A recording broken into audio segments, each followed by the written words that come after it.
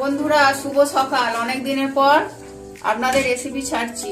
এই যে প্রথমে 1.5 কেজির মতো দেশি মুরগি নিয়ে নিয়েছি, তার মধ্যে জল দিয়ে দিলাম,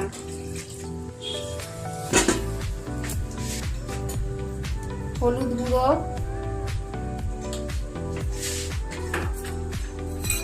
অল্প তেল,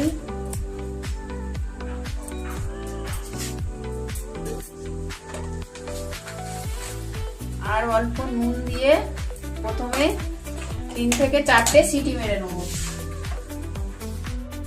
এই যে বন্ধুরা, দেশি মুরগি ঝোল করার জন্য কড়াইতে তেল দিয়ে দিয়েছি।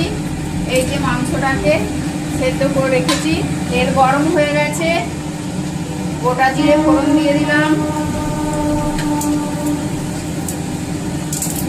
তেজপাতা, এবার পেঁয়াজ কুচি, ক্যাপসিকাম কুচি আর কাঁচা লঙ্কা দিয়ে দিলাম। জলটা বাড়িয়ে দিলাম, পেঁয়াজটা ভাজা হবে। ওইদিকে ভাত হচ্ছে বন্ধুরা, 1 হাঁড়ি ভাত, গরম গরম ভাত। পেঁয়াজটা ভাজা হয়ে গেছে, রসুন বাটা দিয়ে দিলাম।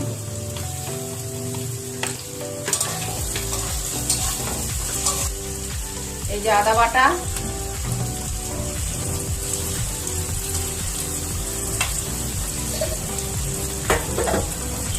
টমেটো, টক দই, লঙ্কা গুঁড়ো, হলুদ গুঁড়ো আর জিরে গুঁড়ো সব একসঙ্গে মিশিয়ে রেখেছি, সেইটাও দিয়ে দিলাম।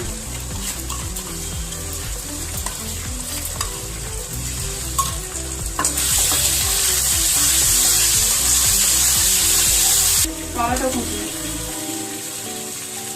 পরিমাণ মতো লবণ, গোলমরিচ গুঁড়ো। মশলা কষা হয়ে গেছে, মাংসটা ছেঁকে ছেঁকে দিয়ে দেবো।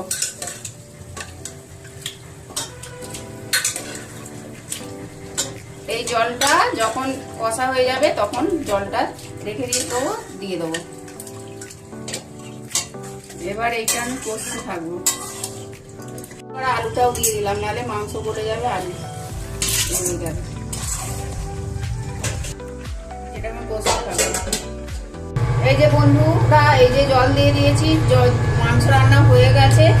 এবার আমি ধনে পাতা কুচিগুলো দিয়ে দেবো।